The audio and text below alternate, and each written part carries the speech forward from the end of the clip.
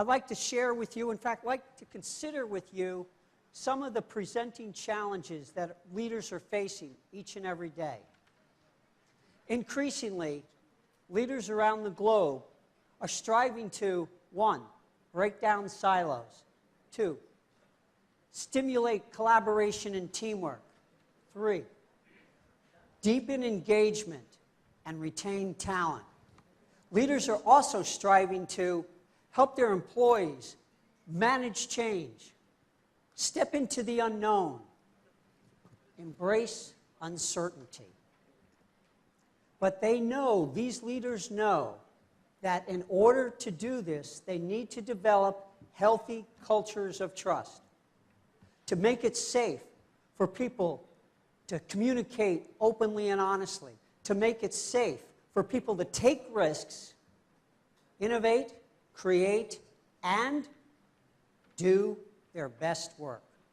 Leaders who build high-trust cultures know they are in creating environments that give each and every employee the opportunity to work to their full potential.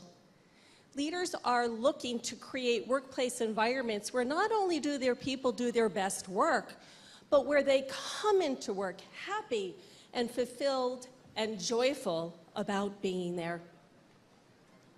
This need for trust has not always been at the top of leaders' awareness.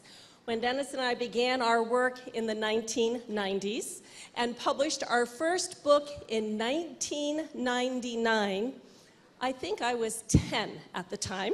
Absolutely. There were very few leaders talking about trust. In fact, trust was a topic that many leaders perceived as soft, on the touchy-feely side, not really deserving of their attention.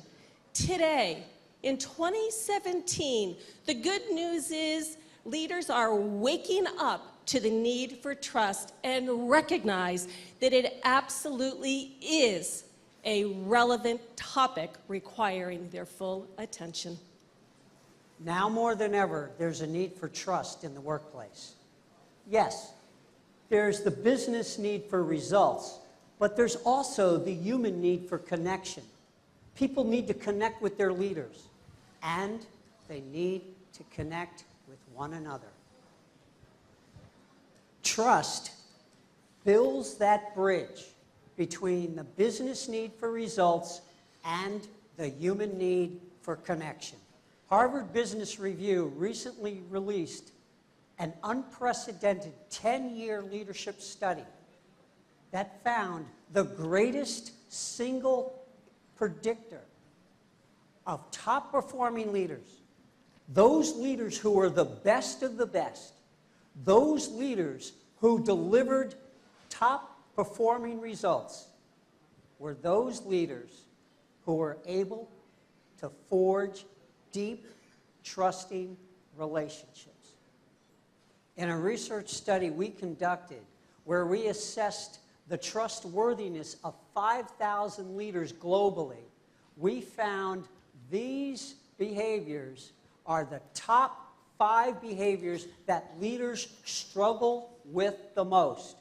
The top 5 behaviors that leaders struggle with the most. Now, as you look at the list, what's most important and most significant here is that during times of change, when people need these behaviors the most, they are least likely to get them. The dimensions of trust provide people with a heightened awareness of trust and a language to be able to talk about trust.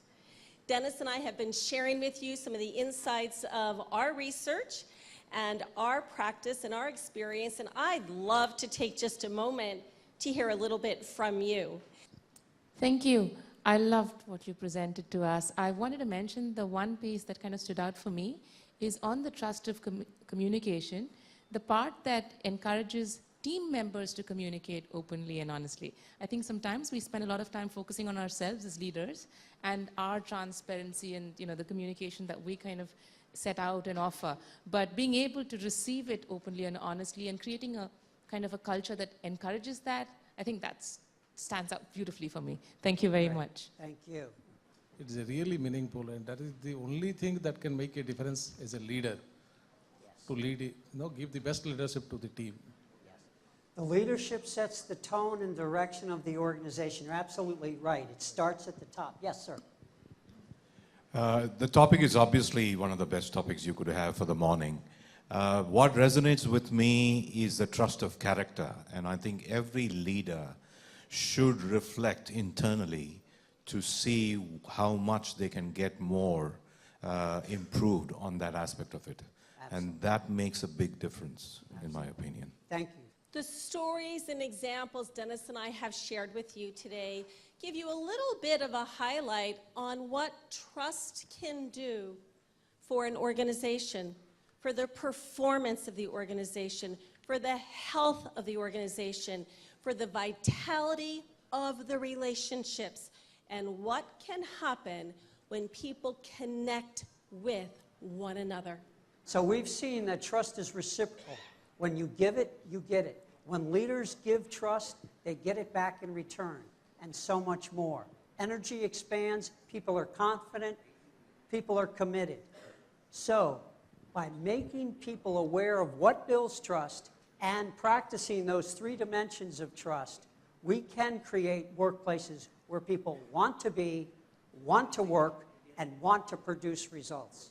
So in conclusion, we'd like to ask each and every one of you, what will you do to build greater trust in your relationships with those with whom you work and serve, and those with whom you live with and love? Thank you very much.